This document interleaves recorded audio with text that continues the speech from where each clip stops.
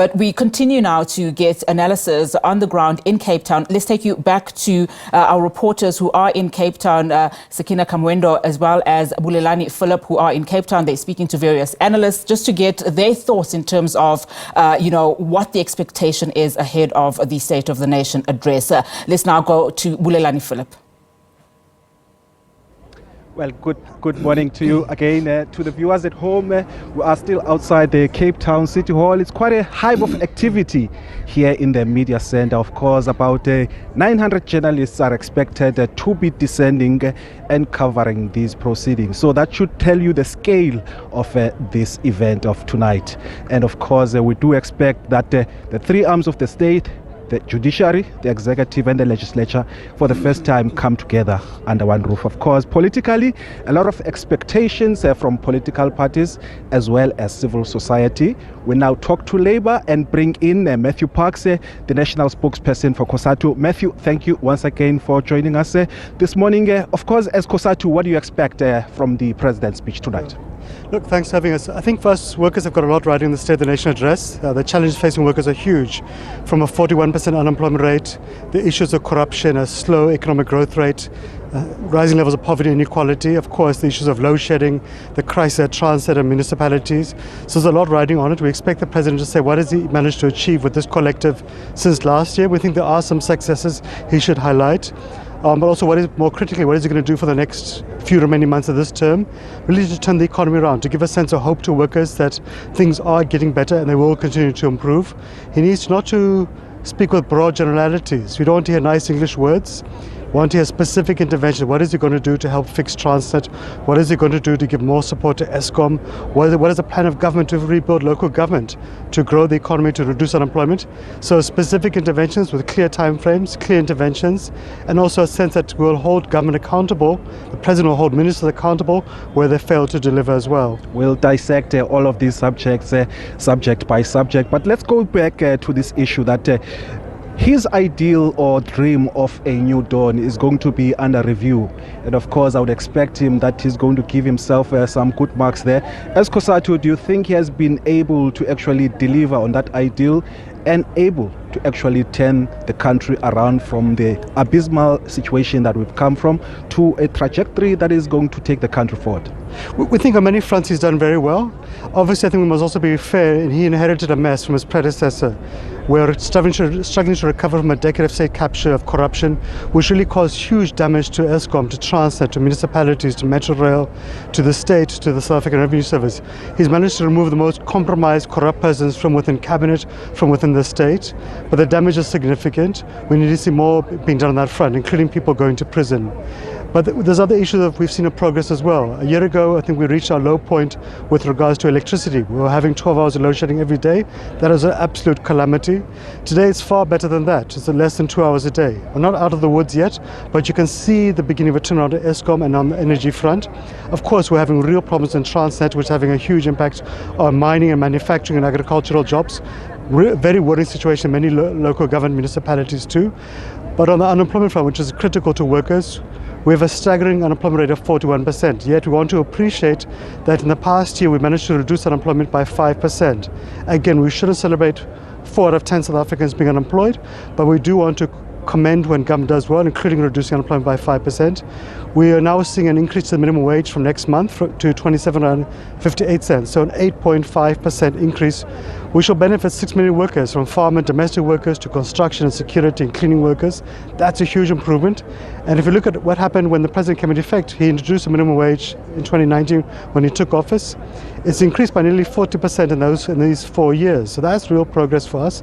Again, it's not a living wage, not the end of the road, but we want to appreciate where we've done well. Let's acknowledge that. We're now getting the 2-part pension reform bill through Parliament, which is going to give relief to millions of highly indebted workers by September.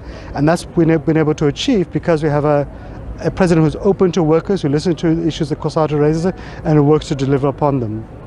Touched on a lot of things there, but I want us to dissect them one by one. Let's go back to the issue of load shedding. You are a member of the network of the social partners. Has the government partners been able to indicate when this load shedding pandemic, if I can call it that, coming to an end.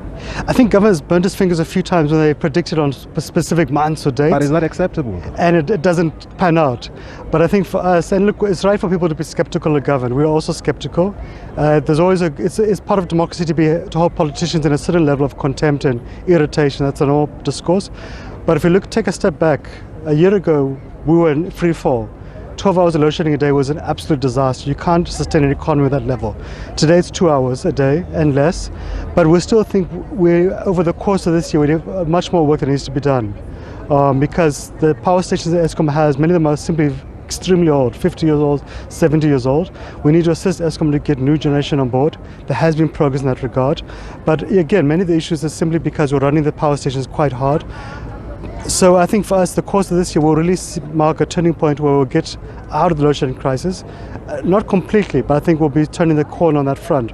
Over the next 5 years, definitely it'll be a thing in the past. But I think we do want to appreciate government has agreed to our proposals to relieve Eskom of 250 billion rand from its debt burden, because that enables Eskom to focus on maintenance, which is why we're seeing progress today. And also we hope for it to start investing in new generation capacity, because if you don't bring on board new generation capacity, then load shedding is going to remain a problem, because some of the stations are just simply too old. As you've indicated earlier, the two-pot pension fund reforms come into effect in September. For the benefit of our viewers, can you explain to them how is it going to work? Sure. So it's something we had raised with government in 2020 when workers were struggling to access the money from the UIF. Sorry about the fly. And workers who were struggling because they couldn't receive a salary because the economy was under lockdown. But look, we were frustrated it took so long. But what's positive now is we have a consensus agreement between government, Cosatu and business, including the pension fund industry, about one of the major reforms to the pensions regime. So will come into effect on the 1st of September this year. There's bills before Parliament. Basically, it'll be three pots. So one is that whatever workers have saved up by September, they'll have access to it. They can resign, etc., set up their own business, so that's called vested rights. But going forward, future savings will be divided into two pots. A third will go to a savings pot, which workers can access when they need once a year, basically like a 13 check to help plug holes, pay for medical bills and so on. And when the law comes into effect in September, workers would be allowed to withdraw from the existing savings up to 10% of the existing savings, up to a cap of 30,000 rand. So it won't be enough to settle a bond or a car loan. In essence, it'll be the equivalent amount of a 13 check for workers, but that's going to help give some immediate relief, help workers to pay off some credit card debt, some store debt, or fix a car or repair a house or so on. So we're changing the system so that now workers will have more choices. They don't need to resign from their jobs to have early access to the pension funds. They can preserve more for when they retire, but once a year workers can access a third of their annual contributions, which is going to give workers some relief, but in the meantime keep them working and also preserve more for when they retire. So it's a compromise, but in the long term it's going to be beneficial to workers and the economy. Now, the President last year did indicate that the Department of Public Enterprises will cease to exist after the election, of course, under the auspices of the National SOE Holding Company Bill that has now been tabled in Parliament. Is there sufficient time to actually process that bill before the elections? And for the benefit of the viewers again, is that how is it going to change or make reforms to state-owned companies? So it's quite tight to pass it through Parliament. Parliament's basically got 3 months before it rises for the elections, so it's very, very tight. But that's fine. The next Parliament can continue the work and pass it. We shouldn't rush things too quickly because you can get yourself into trouble afterwards. But I think for ourselves, we don't need a Department of Public Enterprises. The different SOEs should fall under the line function department. So Eskom should fall under the Department of Energy, Transit or SCA or Metro Rail should fall under the Department of Transport.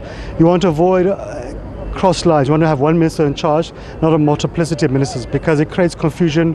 No one is really held accountable and so on. But you can close the Department of Public Enterprises. You can reallocate the department to different departments quite easily after elections. But the major thing to turn around the SOEs is not the legislation. It's about appointing competent permanent management, filling critical vacancies, helping it in terms of the debt relief assistance. The law enforcement agencies must also assist with dealing with corruption, with cable theft, other acts of criminality or vandalism. We also need to give support financially to repivot these SOEs. So those things are more practical, but they have to be done. And if the government takes too long, some SOEs will collapse. So I think for us, the critical thing is the intervention package. Like we've seen at Eskom, we need to see that being done at Transit, at Metro Rail, at Denel and so forth, if we want to preserve the SOEs. And the SOEs can do the job. 10 years ago, all of them were world-class institutions. They can play a critical role. And if you look at the South African Revenue Service, when government invested in it, appointed competent leadership, hired additional staff, it turned around overnight. So if we do that for all SOEs, it can be done. Briefly, I'm out of time, Matthew. Do you expect the president to extend the SRD grant, the 350 grant? So the agreement is that it will be continuing for this year. We think it's a foundation for a basic income grant. What the president, we hope, will do is to say we're going to increase it to adjust it for the value lost to inflation since 2020, because it hasn't been adjusted, which is a crisis. And also to say that by November this year, it can be raised to the food poverty line. But it provides a useful lifeline for 8 million unemployed persons. We should also be saying, how can it link as participants to skills and employment opportunities too, so eventually we can reverse the ratio of people on social grants towards people on jobs. All right, thank you so much, Matthew Parks. It's always a pleasure to have you on the show. He is the national spokesperson for Cosatu, of course, speaking about the issues that they expect from the president to speak on tonight during his State of the Nation address. Of course, their focus is on the social security net. And of course, the expectation again is that the president probably will make an extension on this SRD grant, which is the 350 rand that has been received by those vulnerable communities. I'm now joined by my colleague, Lulama Maja. Good morning, Lulama. Good morning, Bulelani, and thank you very much, and good morning to the viewers at home. We are still here in front of the City Hall, where President Cyril Ramaphosa is expected to deliver this year's State of the Nation address at 7 in the evening. I am joined by the Minister of Communication and Digital Technologies, Mondli Gungubele. Welcome to the SABC, Minister. Good morning, and can I greet your viewership? Thank you for the opportunity, Lulama. Let me apologize, Minister, live on air for keeping you for a very long time. You are very popular. Everyone wants you. It's okay. Let's talk business, Minister. This evening, your department, what are you expecting the president to talk on to about technology? The fourth industrial revolution is a global game changer now. Any country that put it on the side face being ostracized economically. South Africa is highly externally dependent economically. We cannot afford to lose on being globally connected, both domestically and globally.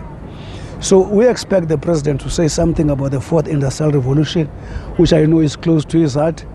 We say this because even the president has seen the areas where we've already done connection, how poor people have access to the broader market.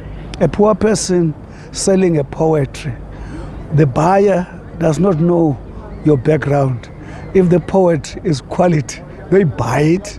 So the online world is an equalizer.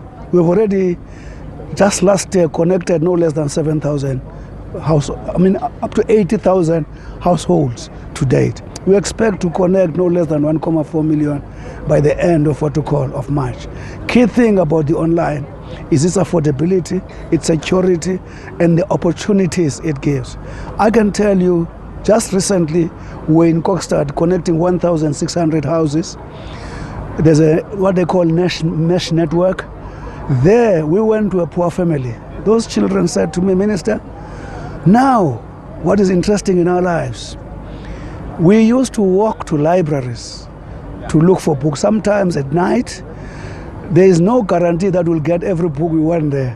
But here is the cash now.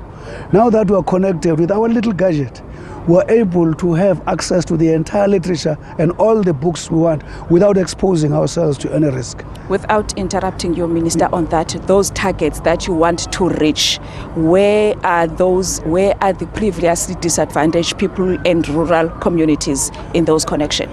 Our main connection, given an opportunity, we can send them to Ulam. We are mainly focused on the rural provinces.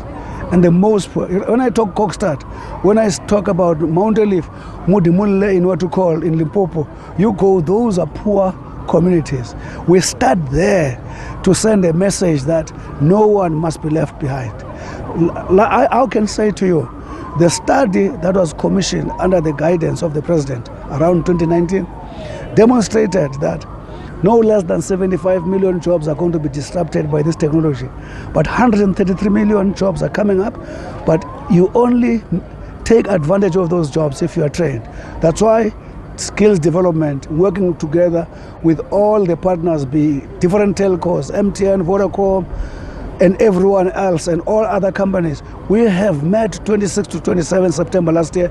We have actually made a pledge to say of doing this, because India, on annual basis, they produce 500,000 ICT engineers. They export million jobs. On our side, we export no more than 1 billion jobs because we ask for those services because of other people instead of actually developing them. That's why skills development is a key. Yes, very key, Minister, the skills development when you're talking about engineers. Last year, the matric class of 2023, we had about thousands of applications to tertiary institutions. Many of these applications are online, but there are those students who cannot afford that because internet connection is expensive. What are your intervention on that, and what are you expecting the president to tell the nation on it? I have no doubt he will speak about the affordability. Where we are intervening, we're connecting the country as I speak to you. Mount Elif, Kokstad, and Mudimula are just examples. Where we arrive, we reduce the cost.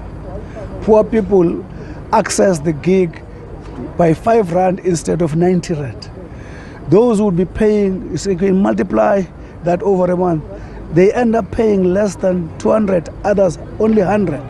And then with access to all the sort of services they want. So cost is at the center of what we're doing. Let's talk about, Minister, the amendments to the SABC bill, the Public Broadcasters Bill. Your comments on that as the department, what do you want, what do you envisage that the bill must get to? The bill seeks to capacitate SABC to work better and easier and more successfully as compared to the situation in which they are now. That separation of commercial, what you call, part and the public one, to make sure that those are run separately. That bill seeks to ensure that SABC is able to compete with their peers in as far as products are concerned. One of the things which already have been advised the bill has to improve on, because the amendments are being considered as we speak. One of the issues to me I will never be happy with, which I've realized that it doesn't seem to be covered in the bill, but however, SABC is making submission.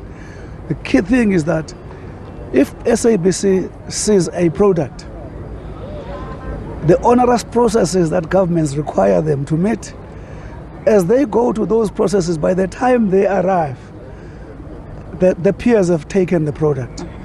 So we need to make sure that that happens. And we want to make sure that they access those products. We want to make sure that all the other regulatory measures that makes it difficult for SABC to do whatever they are doing now, and also to improve the form of paying license. There is also an approach there that says license must just be paid in a particular way, so that automatically, if you are a resident of South Africa, we've got access. There should be some kind of money you are to call, but I'm not going to actually go to the details of that. All I'm saying is that even the form of payment now will change. The Minister, there are always critics, and even on the SABC bill, there are critics. There are those who are against the bill. They feel that the bill will not achieve its intended consequences. Instead, it is cushioning the SABC, leaving out the competitors. What would be your response to that? Well, let me put it this way. Unashamedly, SABC is a public broadcaster with free to air for the entire society.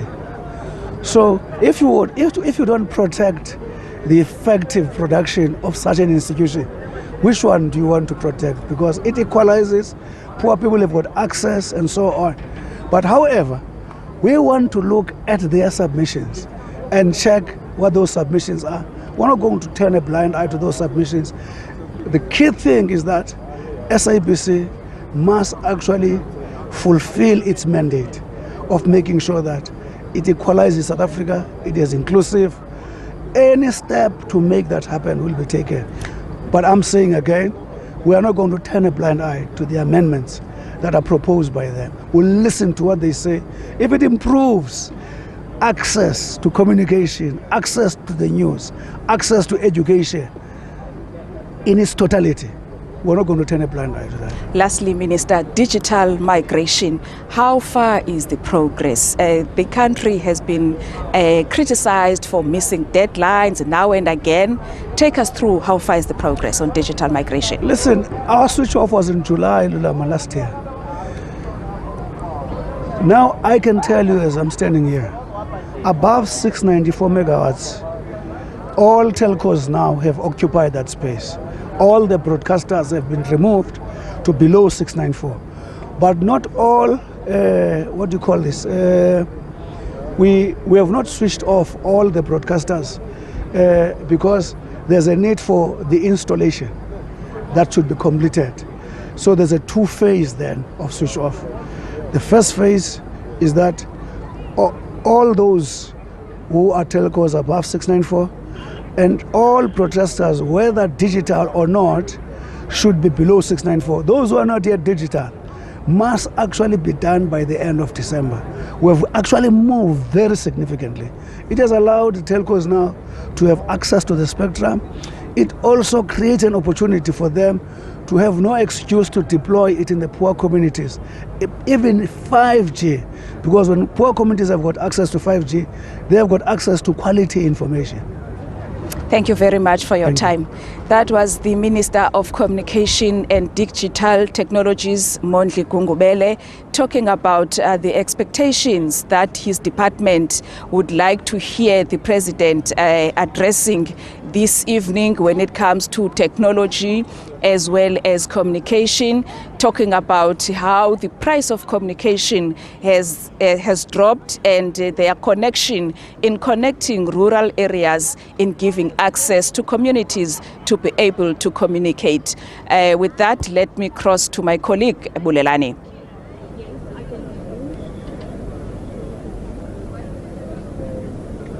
Well, welcome back.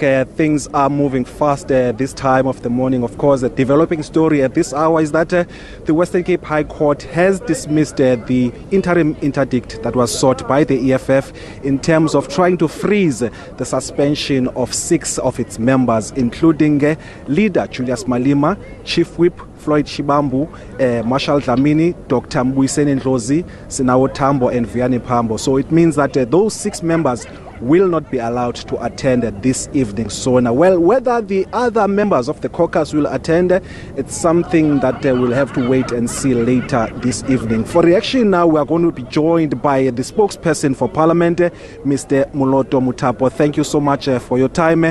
The Western Cape High Court has now dismissed this urgent interdict that was sought by the EFF. As Parliament, how are you receiving those news? Well, we are happy by the judgment of the High Court because it really confirms the arguments that we have put before the court, that the institution of Parliament has got a right to determine their own procedures, their own way of running their internal arrangements. And the court has actually confirmed that as a very important doctrine of separation of powers, that the court cannot unduly interfere in the workings of another arm of the state without valid reason to do so. And in any case, what the court has said is that the case of the EFF was not convincing. Essentially, what it's saying is that they repackaged. You remember that this case was struck off the road because of the manner in which it violated the court rules and the way of doing things. So, and the court found that this was just a repackaged arguments of the same that have been struck off the road. So, we are happy that the court agrees with us that we've got a right to determine our internal arrangements. We've got a right to ensure that the proceedings of the State of the Nation address are conducted in an orderly manner. They are conducted in a manner that observe the decorum of the House, and that there is civility amongst members of Parliament in order to ensure that proceedings of this nature are not unduly interrupted. Because at the end of the day, the rules that have been applied and the law that has been applied is intended really to protect the people of South Africa and their right to be able to hold the president to account, because the State of the Nation address is a very important platform whereby the members of the public, the voters, are holding their president and the government to account and to be able to hear what is it that this government has in store for them for this next financial year. So the question I do want to put to you, I've got very limited time, I apologize. These joint rules will be utilized for the first time today. Now the question I want to know is that will any member be allowed, if they wish so, to raise any point of order? Yes, they have got a right to raise any point of order, but just firstly to emphasize that the court judgment was not about the new rules, because the new rules are being applied for the first time today. It was about their endeavor to overturn the suspicions as a result of their conduct during the State of the Nation address last year. But the joint rules are going to be applied for the first time today.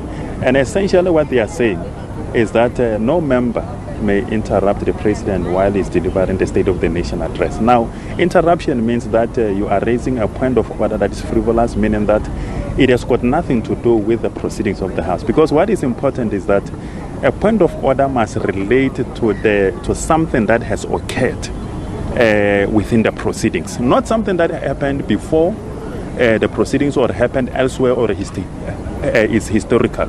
So that's what constitutes the interruption of the president. And we are happy about these rules because they actually ensure that we are no longer going to see, or we are going to minimize any interruption that we have seen previously. All right, lastly, and on an unrelated matter, Parliament has invited a group of eminent persons, and including those are the three former heads of state, President Thabo Mbeki, President Jacob Zuma, and President Kgalema Motlanthe. Have they all confirmed their attendance for tonight? Well, what we can say is that we've invited them. They have confirmed the receipt of these invitations. And there is a leeway that we provide to the former heads of state. And for us is to ensure that we expect them because they are one of the most important categories of guests to the State of the Nation address. We are not really fussy about them confirming or not confirming, because whether they confirm or not, as and when they arrive, we must be ready, and we are ready accordingly to make sure that they attend. So their seats, in terms of the equal number of those that have been invited, are reserved for them, and they will make sure that as soon as they arrive, they are taken care of. All right, thank you so much, Moloto Muthapo, the spokesperson for Parliament, giving us a rundown of the eminent persons that are expected this evening, as well as the EFF losing their bid to have 6 of its members' suspension lifted. So that means that 6 of its senior leaders will not attend tonight's SONA. For more reaction, we cross over to the other side where Lula Mamaja is standing by. Welcome back. Thanks to my colleague Bulelani Phillip. I am joined by the Secretary to Parliament, Mr. Xolile George. This evening, it must be a difficult job for you. Take us through, when you're sitting there in front of the Speaker, what is your job, Mr. George? Well, Lulama, I think it's difficult where to start. But this is a culmination of hard work that does not start in January. It starts way back as 6 months ago because of the intensity of preparations for an event that people just see for 5 hours. So in my position, my duty is to ensure that not only the state of readiness is as perfect, but to ensure that the proceedings themselves inside the House are managed in such a way that in such a manner that the President of the Republic is able to deliver a message to all South Africans, a message of hope, but also a message that galvanizes everyone to rally behind the national development vision of our country, which the President leads. So in my role as the Secretary of Parliament is to make sure that the presiding officers at all material times are given accurate advice, guidance on the proceedings, so that they have full confidence on how to manage and ensure an orderly execution of the work of the State of the Nation address. So it's a very complex issue because it's shifting sands all the time. So you might sit and say, here's my rule book, this is what to do, but you must constantly be vigilant because of the robust nature in a political institution like Parliament. 14 political parties, the whole country is watching, and the precision at which you give advice is likely to guarantee stability and proper performance of their duties as presiding officer. So it's one of those restless moments for a person in my position, but we all look forward to ensure that the day runs as smooth as possible. We are confident, and even any potential turbulences, they require us to be constant on our toes. Mr. George, talking about keeping order in the House, we've seen in the previous State of the Nation address there has been disruption when the President is about to speak. You have to guide the presiding officer to take the correct decision. At the time when there is chaos in the House or disruption in the House, personally, how do you feel at that time? Talk about your personal feeling now. It's always a nerving moment because it borders on collapse of the House proceedings or restoring a degree of decorum in the House. So sitting in that position, you know that the whole country is glued, and any advice you give must be one of your top sharp advice that you can give to make sure that you are able to bring disorder into an order. So it is a very challenging and taxing moment because whilst you are focused on presiding officers, you must be able to know the sergeant at arms, what to do to execute instruction of presiding officers. Where is the team of chamber assistants? Where is the team of parliamentary security? Depending on the nature of the disruption that comes. I think we have seen quite a lot of those spectacles. So how did you sleep last night? I did not sleep because you just can't afford to sleep because constantly you are mapping up scenarios in your mind. What if scenario? Okay, what if? What's the response? What if? What's the response? So you constantly move with your tranquilizers, your stabilizers, and what to put in. So it's quite difficult. Even for me today, I'm in a deep flu, but it's not a day where you can say you are prescribed to go and sleep because everything hinges around you, and that's what I face. All the best for today, but let's talk about now the 6th Parliament. The 6th Parliament is soon drawing to a close. What would you say as the Secretary to Parliament, the impact of that fire that happened, how it impacted on the business of Parliament? Well, Lulama, this has been the most traumatic moments, not only for Parliament, but for the entirety of our nation. This is a symbol of democracy. This is a symbol of democratic triumph for our people. So any reference to Parliament facing such calamity is impactful in a negative manner to any person. And when people saw the flames coming up, I would imagine what was going through the mind of every South African, whether it's a child, it's an elderly, what's going on. And that's what engulfed the emotions of everyone in South Africa. And it did disrupt operations of Parliament, no doubt. But we were able to act swiftly, to adjust the operating modus operandi for Parliament, to shift from physical meetings and adapt to online engagement, hybrid sittings, plenaries, virtually online, or sittings that are hybrid. And I'm quite commending our team that we were able to put together a transition plan that was executed almost close to being perfect in its implementation. However, we still yearn for physical engagement, and members have said that on numerous occasions. that as we reconstruct Parliament, we must also source an alternative accommodation so that whenever there's a business of the House that must be delivered physically, we must not be found wanting. So we're working in earnest to make sure that the 7th administration, when it takes over, we are able to have alternative accommodation not only for committees of Parliament, but also for the plenary sittings of the House of Parliament. So we're quite optimistic that that kind of preparation is advanced, and we look forward to managing the transition in a manner that allows us to reconstruct Parliament over the next 2 years. At the same time, also ensure we can augment the current capacities around the city to make sure that members can have a place to discharge their constitutional duties. Let's talk about the costs involved for today's ceremony. What is the budget of Parliament that has been set aside for this event? We have put aside a budget estimate of 6.5 million rand for proceedings to make sure that because we are off-site, as we all know, to come and hire a facility like a city hall, it costs money. To take an off-site broadcasting infrastructure, as broadcasters, you'll know how costly it is to hire for a day for a makeshift setup. And that's what we face, because you don't only hire for today.